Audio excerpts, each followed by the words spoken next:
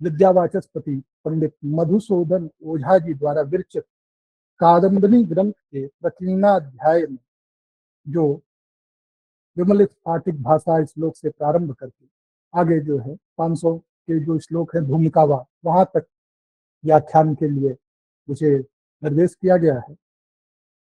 जैसा कि हमारे अभी पूर्व के वक्ताओं ने बताया कि यह जो हमारा ग्रंथ है कादम्बनी ग्रंथ, यह संहिता शास्त्र का ग्रंथ है। और वस्तुतः जैसे पूर्व में हमारे वक्ताओं ने सिद्धांत संहिता होरा इन सभी का प्रतिपादन किया है, उसी क्रम में यह संहिता शास्त्र का ग्रंथ है। किंतु संहिता शास्त्र के ग्रंथ में अनेक विषय रहते हैं, लेकिन यहाँ यह जो ग्रंथ विद्यावाचस्पति श्री मधुसूदन ओझा जी के द्वारा विरचित है कादम्बनी, इसमें मुख्य रूप से दृष्टि विद्या के विषय में उन्होंने अपनी बात कही है। और यह जो ग्रंथ है, यह दृष्टि का जो विषय है उसका पूर्वानुमान हम कैसे कर सकते हैं, इसके लिए यह बड़ा ही उपयोगी ग्रंथ है। जैसा कि हम जानते हैं कि भारतीय मनीषा ने अपने वैदिक ज्ञान विज्ञान से सर्वदा ही संपूर्ण विश्व को चमत्कृत किया है और भारत आदिकाल से ही कृषि प्रधान देश रहा है। इस उक्ति से प्रायः सभी परिचित हैं, परंतु भारत में सुविचारित कृषि शास्त्र है, इससे संभवतः अल्प लोग ही परिचित होंगे। यह हम सभी भली भांति जानते हैं कि कृषि का आधार दृष्टि है, इसीलिए पराशर ने कहा दृष्टि मूला कृषि सर्वा दृष्टि मूलम च जीवनम तस्मादादौ प्रयत्नेन दृष्टि ज्ञानम समाचरेत। प्राचीन काल से ही भारतवर्ष में विकसित विविध जो विज्ञान से संबंधित शास्त्र हैं, उनमें ऋतु विज्ञान शास्त्र भी रहा है, जिसमें अनेक ऋषियों तथा आचार्यों ने दृष्टि के पूर्वानुमान की अनेक विधियां विकसित कर उनका उल्लेख विभिन्न ग्रंथों में किया। दृष्टि विज्ञान के सिद्धांतों का प्रतिपादन प्रसंगतः अनेक ग्रंथों में प्राप्त होता है। प्रकीर्ण रूप में अगर हम प्राचीन काल से देखें तो वैदिक संहिताओं में, ब्राह्मण ग्रंथों में, आरण्य ग्रंथों में, उपनिषदों में ये दृष्टि विज्ञान के सिद्धांत हमको प्राप्त होते हैं। और इसी क्रम में मत्स्य पुराण, नारद पुराण, भविष्य पुराण, अग्नि पुराण तथा गरुड़ पुराण में भी यह विषय प्राप्त होते हैं।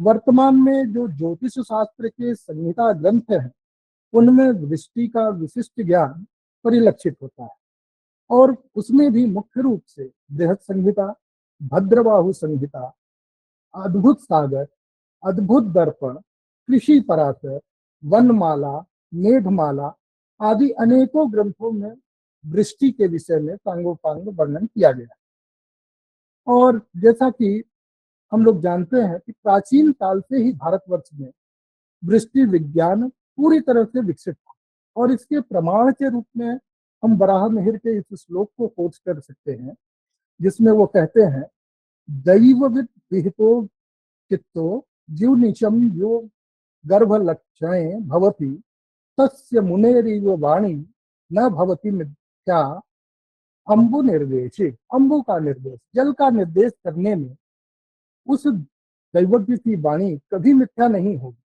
जो मेघ गर्भ के जो लक्षण हैं, उनके चिंतन में, उनको देखने के लिए रात्रि दिन दोनों कालों में वह लगा रहता है।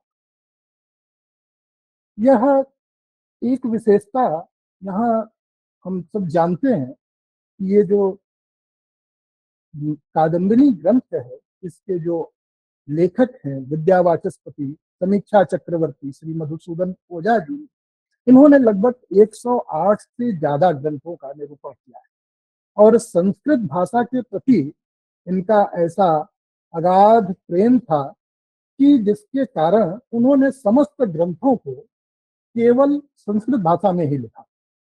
लेकिन कादम्बनी उनका एकमात्र ऐसा ग्रंथ है जिसका हिंदी अनुवाद स्वयं श्री मधुसूदन ओझा जी ने ही किया। तो इस वजह से इस ग्रंथ का जो हिंदी अनुवाद है उसके जो भाव है वह संस्कृत ग्रंथ के अनुसार ही है, और इसलिए इसकी प्रामाणिकता जो है वह बिल्कुल असंदिग्ध है। और कादंबरी का अर्थ क्या है, तो उन्होंने स्वयं लिखा है बादलों की श्रृंखला या मेघमाला। तो इस प्रकार से वर्षा, बादल जो वर्षा के निमित्त कारण है, उसी प्रकार कादम्बिनी का यह जो ग्रंथ है ये दृष्टि ज्ञान का निमित्त कारण है, ऐसा स्वयं मधुसूदन ओझा जी अपने भूमिका में लिखते हैं। इस ग्रंथ की भूमिका में उन्होंने लिखा है। और इस ग्रंथ की भूमिका का जो प्रारंभ है वह स्वयं गीता के तीसरे अध्याय के जो 14वां श्लोक है, अन्नाद भवन्ति भूतानि पर्जन्याद अन्न संभव यज्ञाद भवति पर्जन्यो यज्ञ कर्म समुद्भव से किया है। और इसके अनुसार यज्ञ के महत्व का उन्होंने भूमिका में बड़े विस्तार से प्रतिपादन किया कि किस प्रकार यज्ञ के द्वारा जो है बादलों का निर्माण और उनके द्वारा जो है यह वर्षा का क्रम होता है। और विविध विषयों में इसी क्रम में उन्होंने वही कहा कि विविध विषयों के विविध निमित्त के संबंध में विविध निमित्त शास्त्र है। इसी क्रम में वृष्टि के निमित्त का बोध कराने वाला एक वृष्टि विद्या बोधक निमित्त शास्त्र भी है।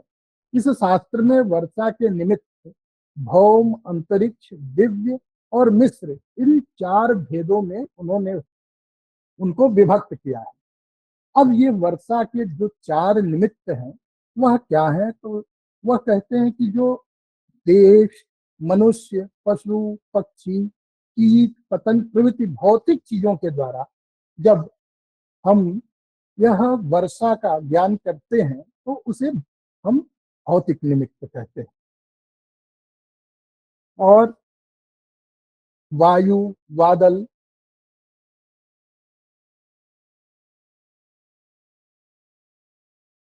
हेलो, जी आवाज आ रहा है। आ रही है ना जी। जी जी। संध्या, दिग्धा, सूर्य, तारा, गंधर्व नगर, इंद्रधनुष आदि से वर्षा का जो ज्ञान हमको होता है उसको अंतरिक्ष निमित्त के रूप में देखते हैं। सूर्य, चंद्र ग्रहण, उच्छल तारे, सूर्य के चिन्ह, सप्तनाड़ी चक्र, ग्रहों का उदयास्त, संक्रांति आदि के द्वारा वृष्टि से का जो हम ज्ञान प्राप्त करते हैं उसको दिव्य निमित्त कहते हैं। और कार्तिक से आश्विन तक के 12 महीनों के प्रत्येक दिनों के तथा विशेष रूप से अक्षय तृतीया, आषाढ़ी पूर्णिमा, होलिका आदि के शकुनों तथा उपर्युक्त चिन्हों से वर्षा का जो हम ज्ञान करते हैं उसको उन्होंने मिश्र निमित्त कहा। इन निमित्तों में भौम निमित्त जो है उसकी अपेक्षा अंतरिक्ष निमित्त और अंतरिक्ष की अपेक्षा दिव्य निमित्त इस तरह उत्तरोत्तर एक दूसरे से अधिक बलवान है, क्योंकि जो भौतिक निमित्त है उनका फल कुछ दूरी तक, अंतरिक्ष का फल सामान्यतः आज के समय के हिसाब से हम कहें तो एक जिले तक, और दिव्य निमित्तों का फल एक प्रांत तक, और मिश्र निमित्त का फल सर्वत्र होता है। इनमें से प्रायः जो भौतिक निमित्त है उससे सद्य वृष्टि जो ज्ञान हम कहते हैं, जिससे तत्काल वृष्टि का ज्ञान होता है, उनका ज्ञान हो जाता है। इन चारों निमित्तों के लिए खासतौर से दिव्य और मिश्र निमित्त की परीक्षा के लिए जो खगोलीय ग्रह स्थितियां हैं उनको जानना बहुत आवश्यक। प्राचीन समय में जो इस विद्या के विद्वान लोग थे उन्होंने इन्हीं निमित्तों के आधार पर सद्य होने वाली और विलंब से होने वाली वर्षा तथा इसी के आश्रय से सुभिक्ष, महामारी आदि का भी बहुत पूर्व समय से ही निश्चय कर लिया करते थे। तो होता क्या था कि जो सद्य वर्षा के जो लक्षण हैं उनके द्वारा तत्काल का और जो बाकी जो हमारे ग्रहों से जो ज्ञात होने वाले हैं पंचांग के माध्यम से जो है वह जो है आगे के लिए अनेक वर्षों का वो देख लेते थे, और इन्हीं के माध्यम से उनको यह ज्ञात हो जाता था कि अमुक स्थान पर अमुक समय में इतनी मात्रा में वर्षा होगी, इसी प्रकार का सुभिक्ष होगा, दुर्भिक्ष होगा। तो इस प्रकार से वह अवर्षा, अल्प वर्षा, अधिक वर्षा आदि दैवों को की शांति के लिए प्रबंध भी किया करते थे। आजकल अगर हम देखें तो जो हमारे पाश्चात्य विद्वान है वह हमारे चारों निमित्तों के कई पदार्थों में से केवल अंतरिक्ष निमित्त, जिसको कि हम कह सकते हैं कि वायु का जो ज्ञान है, आकाशीय ज्ञान है, केवल उसको वो मात्र देख पाते हैं और या उसका वो विचार करते हैं, बाकी अन्य निमित्तों का विचार वह नहीं करते हैं। और प्राचीन काल में क्या था कि जो हमारे विद्वान थे वो कार्तिक शुक्ल प्रतिपदा से कार्तिक कृष्ण अमावस्या तक के पूरे 12 महीनों का जो है एक रिकॉर्ड रखते थे और चारों निमित्तों को यथावत उसमें लिख लिया करते थे। उसी के आधार पर फल बताया जाता था, जिससे कि यह सभी को ज्ञात हो जाता था। और जैसे हम ये सब जानते हैं कि जो ये मेघ है, जो यह इनके भी कई भेद होते हैं। यह 5 जो वृष्टि ज्ञान के लिए मुख्य अवयव होते हैं वह क्या है, कहा कि वायु, मेघ, ग्रहचार, भूमि और सद्यो वृष्टि जो लक्षण है। और वायु के 3 भेद बताए गए, पावक, स्थापक और व्यापक। यह जो भेद हैं इनके आधार पर इसी तरह से मेघ जो है, मेघों को भी मुख्य रूप से 4 उनको भागों में बांटा गया, संवर्तक, आवर्तक, पुष्कर और द्रोण।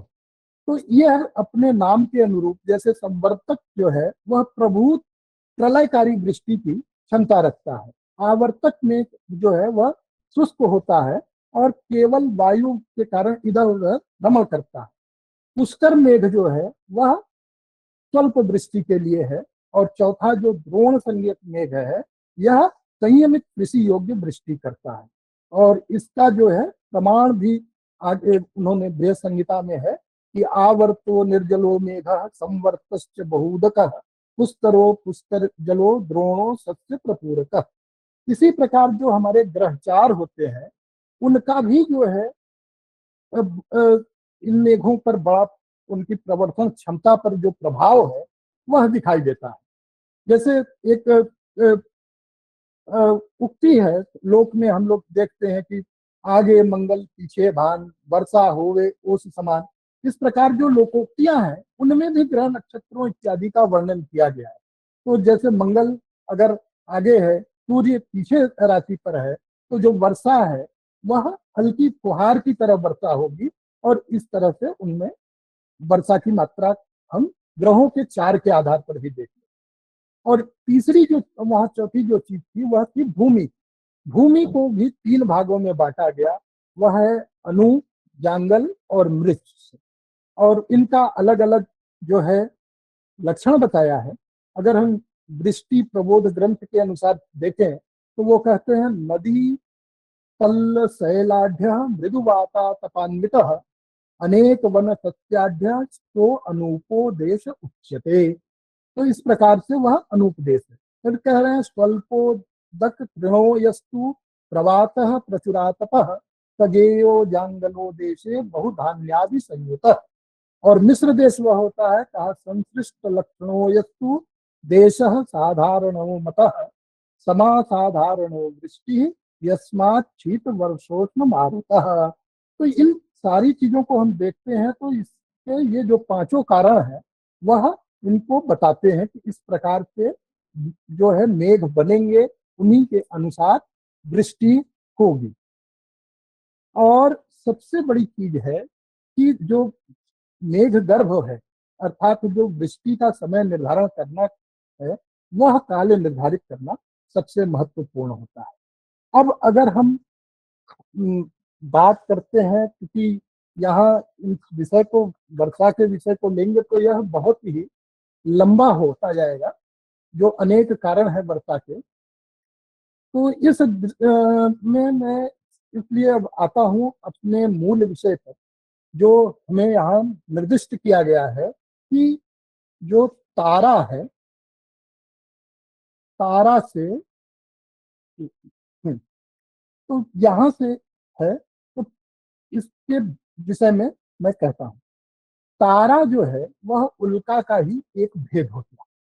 समास संहिता में तारा का लक्षण करते हुए कहा गया, उल्का अथ पंचरूपा भीष्मोल्का दिद्यतो अशनित तारा। और इसी चीज को बृहत संहिता में जो वराहमिहिर कहते हैं कि तारा हस्तम दीर्घ शुक्ला ताम्राब्ज तंतु रूपा वा तिर्यग मधुस्कोर्धम वा याति व्यत्यमानेव। अर्थात तारा क्या है? वस्तुतः यहाँ हमें यह स्पष्ट होना चाहिए कि जो आकाश में हमें टिमटिमाते हुए तारे दिखाई देते हैं वह तारा, और यहाँ जो बताया गया तारा है, इन दोनों में भेद है।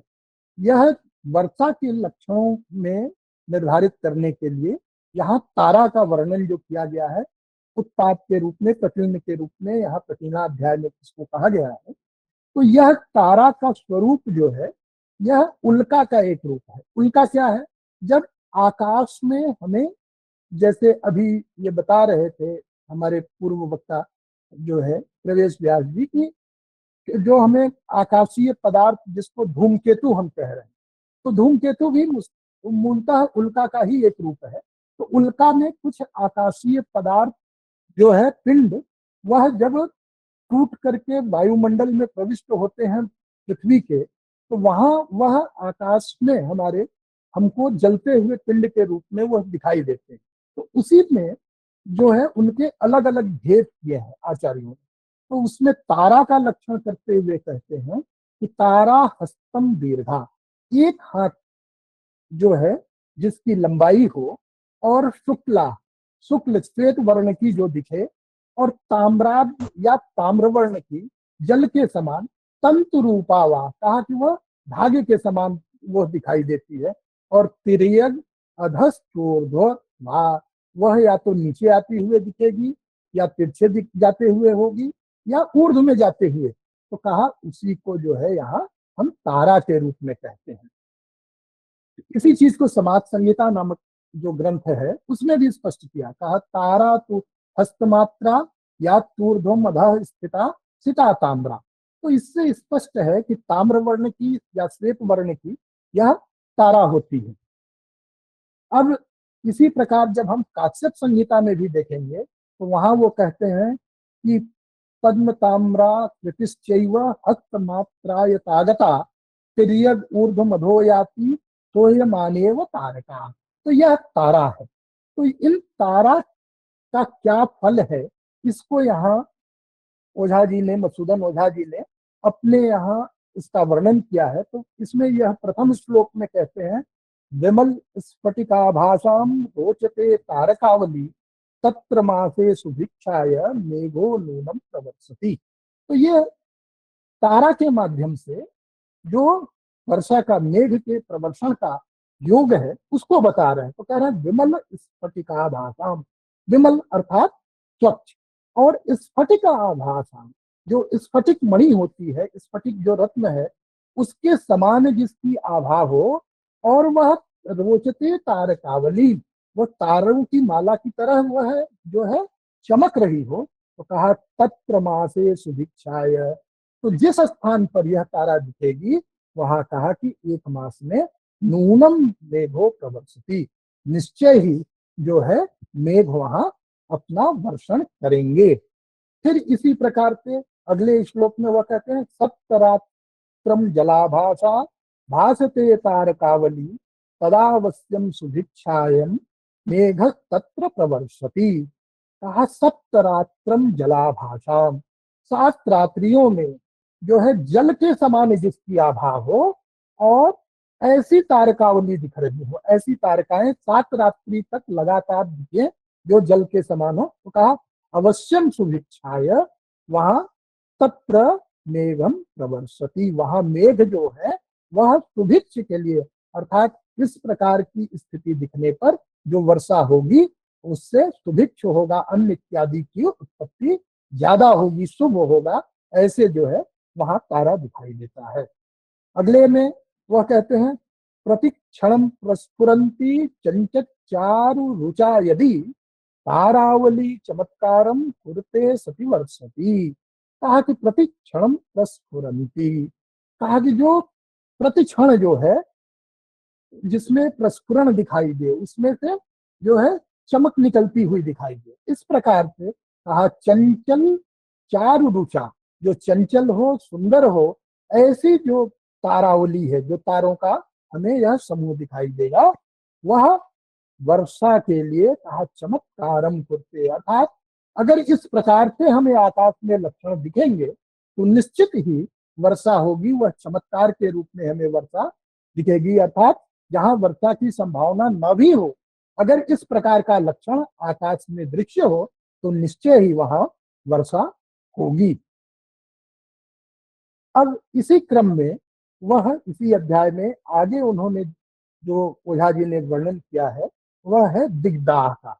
तो दिग्दाह की परिभाषा करते हुए वराहमिहिर ने कहा, दिशाम, भट्टोत्कल ने उनकी टीका में कहा, दिशाम दाह दिग्दाह, जो दिशाओं में दहन, अर्थात बृहस्पति संहिता के अनुसार जब सूर्यास्त के समय आकाश में अग्नि ज्वाला दिखाई दे तो उसे दिग्दाह जानना चाहिए। ये कहते हैं, यदा अस्तमित आदित्य अग्नि वहन ज्वाला प्रदृश्यते दिशान दाहन तम विद्यात भार्गवस्य वचो यथा। कहा कि भार्गव का ये वचन है, ऐसा जो है बृहस्पति संहिता में उन्होंने लिखा है। तो आकाश में कहा कि सूर्यास्त के समय अग्नि का जो है, अर्थात वहां भी इसी प्रकार की चीजें हैं कि जो है आकाश में जलता हुआ पदार्थ दिखना चाहिए। तो इन्होंने इस प्रकार से माना, लेकिन यहाँ एक इससे भिन्नता है आचार्य मधुसूदन ओझा जी की। उन्होंने कहा कि सूर्यात तु मंगलम षष्ठे चंद्र पंचम सप्तमे दिग्दाहोत्पादको योगो दिग्दर्शन मिदम मतम। वह यहाँ इसको ग्रहों की स्थिति के आधार पर कह रहे हैं। उनके अनुसार कह रहे हैं, सूर्यात तु मंगलम षष्ठे, सूर्य से छठे स्थान में जो है गोचर में मंगल हो, और चंद्र पंचम सप्तमे, चंद्रमा जो है पंचम या सप्तम स्थान में हो, तो यह दिग्दाह का उत्पादक योग होता है। दिग्दाह उत्पादको योगो, तो यह जो योग बनेगा यह दिग्दाह के उत्पादक योग के रूप में जाना जाएगा, और इसी को इन्होंने दिग्दर्शन के नाम से यहाँ माना है। फल इसका क्या होगा, यह कहते हैं, सायं प्रातर दिशा दाहो अपसव्य वपनो अरुणः सस्यनाशम प्रकृते सो अन्य वर्णों की नो शुभ। इसका क्या अर्थ हुआ, तो कह रहे हैं कि सायंकाल, प्रातः काल, अगर इसमें जो है ये दिग्दाह जो है और ये दिखे, और अपसव्य वपन, जो हवा है वह अपसव्य दिशा से अर्थात विपरीत दिशा से चल रही हो, और अरुणः, यह जो हमें दिग्दाह दिख रहा है इसका जो रंग है वह अरुण अर्थात लोहित वर्ण का हो, तो इन्होंने कहा सस्यनाशम प्रकृते, ऐसा जो दिग्दाह होगा यह धान्य का नाश करने वाला, अन्न का नाश करने वाला होता है। और कहा सो अन्य वर्णों की न शुभ, कहा कि यदि वही अन्य वर्णों का भी हो, अर्थात लोहित वर्ण के अतिरिक्त किसी अन्य वर्ण में भी दिख रहा है तो भी वह शुभ नहीं होता है। और इसी चीज को वराहमिहिर ने भी कहा, यस चारुण त्याग अपसव्य वायु सत्यस्य नाशम सकरोति दृष्ट। तो वराहमिहिर का और इनका दोनों लोगों का मत लगभग समान ही है। पुनः आगे वह कहते हैं, वातः प्रदक्षिणम याति प्रसन्नम भम नभो अमलम दिग्दाह कनकाभासः सर्वलोक हितावह। अब कह रहे हैं कि वातः प्रदक्षिणम याति, जो हवा है वह प्रदक्षिण क्रम अर्थात दक्षिणावर्त क्रम से वह चल रही हो, अप्रसन्नम भम, आकाश में जो नक्षत्र है वह प्रसन्न हो अर्थात वह पूर्ण रूप से प्रकाशित हो, अमलम, और आकाश पूरी तरह स्वच्छ हो। तो कह रहे हैं दिग्दाह कनकाभासः, जो दिग्दाह है वह अगर कनक के समान, स्वर्ण के समान अर्थात पीत वर्ण में हो, स्वर्ण वर्ण में हो, तो सर्वलोक हितावह, तो इस प्रकार का जो दिग्दाह होगा तो वह लोक में सभी के लिए हित करने वाला होता है, इससे समाज का हित होता है। और इसी तथ्य को बराहमिहिर अपने जो है बृहद संहिता में भी ठीक यही पंक्तियां हैं, केवल शब्दों का भेद है। वो कहते हैं नभः प्रसन्नम विरला निभानी प्रदक्षिणम वाति सदा गतिश्च दिशाम च दाह कनकावदातो हिताय लोकस्य सपार्थिवस्य। सपार्थिवस्य उन्होंने यहाँ इतना बढ़ा दिया कि राजा के साथ जो है वह सभी लोक का, अर्थात इसमें राजा का भी हित है, लोक के हित में ही राजा का हित। अगली पंक्ति में वह कहते हैं धूमः सस्य विनाशाया अरुण वर्णो अनिल प्रदः दिग्दाह स्वर्ण वर्णाभः शुभ इत्याह नारद। अब यहाँ ये नारद का वचन जो है उसे ओझा जी उद्धृत कर रहे हैं। वह कहते हैं कि धूम्र वर्ण में दिग्दाह जो है वह सस्य विनाशाय, वह सस्य का धन्य धान्य का जो है वह विनाश करने वाला होता है। और अरुण वर्णो, और अगर अरुण वर्ण है, लोहित वर्ण है, तो कहा क्या अनिल प्रदह, वह मात्र हवा देगा। अर्थात इस प्रकार से होने पर वर्षा नहीं होगी, केवल हवा होगी। तो और फिर कहा कि स्वर्ण वर्णाभ, लेकिन अगर यही दिग्दाह स्वर्ण के वर्ण का हो तो शुभ शुभ होता है, इसको उन्होंने कहा है। अब यहाँ पर जो ओझा जी ने इतना ही कह के छोड़ दिया है, किंतु अगर हम अन्य संहिता के ग्रंथों को देखते हैं, उनका विचार करते हैं, तो हमें यह स्पष्ट होता है कि दिशाओं के अनुसार भी दिग्दाह का फल अन्य आचार्यों ने कहा है, लेकिन यहाँ ओझा जी ने नहीं कहा। तो बराहमिहिर, कश्यप आदि ने जो है दिशाओं के अनुसार जो फल कहा है वो मैं आपको यहाँ कह देता हूँ। यदि पूर्व दिशा में हो तो राजा सहित क्षत्रियों का, अग्निकोण में शिल्पियों का, दक्षिण में वैश्य वर्ण का, और नैऋत्य में जो है पुनर्भू स्त्रियों का राज्य का, पश्चिम में शूद्र वर्ण और कृषक लोगों का, वायव्य में चोरों एवं घोड़ों का, उत्तर दिशा में ब्राह्मणों का, तथा ईशान में पाखंडी और वणिज कर्म करने वालों को पीड़ा होती है। अर्थात प्रत्येक दिशा में दिग्दाह को इन आचार्यों ने अशुभ ही माना है उनकी दिशा के अनुसार। तो पराशर ने इसको स्पष्ट भी किया, कहा कि जिस दिशा में दिग्दाह होता है उसी दिशा में फल होगा। और इसके कारण 8 महीनों में जो है अनावृष्टि, 3 महीने में रोग और 9 महीने में अग्नि का भय होता है। बृहस्पति के अनुसार जो है 6 माह में दिग्दाह का फल होता है। तो ये चीजें यहाँ हम इसको देख सकते हैं। और जो अगला इसमें वह है, वह है पांशु। पांशु के लिए यहाँ ये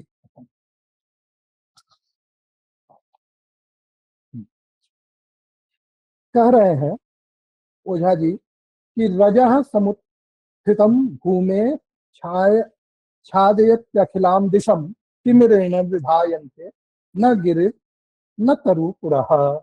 यह जो 500 है, 500 शब्द का क्या अर्थ है? 500 का अर्थ है जो धूल के कण है, उन्हीं को यहाँ 500 कहा गया है। तो कहा कि रजः समुत्थितम भूमेश है छादयत्य अखिलाम दिशम। कहा कि भूमि से जो धूल है वह तमाम जो समस्त दिशाएं हैं, अखिलाम दिशम तिमिरेण विभाग, इतनी धूल छा जाए कि वह अंधकार को जो है ऐसा कर दे, और उससे न गिरे न तरुप रहा। तो हमारे पर्वत हैं, जो हमारे वृक्ष हैं, जो हमारा पुर है, वह दिखाई न दे। तो उसे जो है हम क्या कहेंगे कि इस प्रकार से होने पर कहा वायुना तू बिना ध्वांतम उत्थितम कुरुते रजः। कहा कि यह तदा तू सप्तभी पक्षैः तत्र वर्षा भवेद ध्रुवम्। तो कहा इस प्रकार से जब वायु के बिना उठा हुआ जो रज है वह अगर पूरे इसमें आच्छादित करता है, तो कहा तदा तू सप्तभी पक्षैः। तो कहा कि उस स्थान पर, जिस स्थान पर इस प्रकार की जो है 500 का होगा, वहां पर 7 पक्षों में, अर्थात 3.5 मास में जो निश्चित ही वहां वर्षा होगी, यह ध्रुव है। तो इस प्रकार पांसु के द्वारा जो है वर्षा का यहाँ विवेचन है। फिर कहा भूमिका व तुषारो व यत्र प्रकृते तमः तत्र चैकादशे पक्षे ध्रुवम वर्षति मासमः।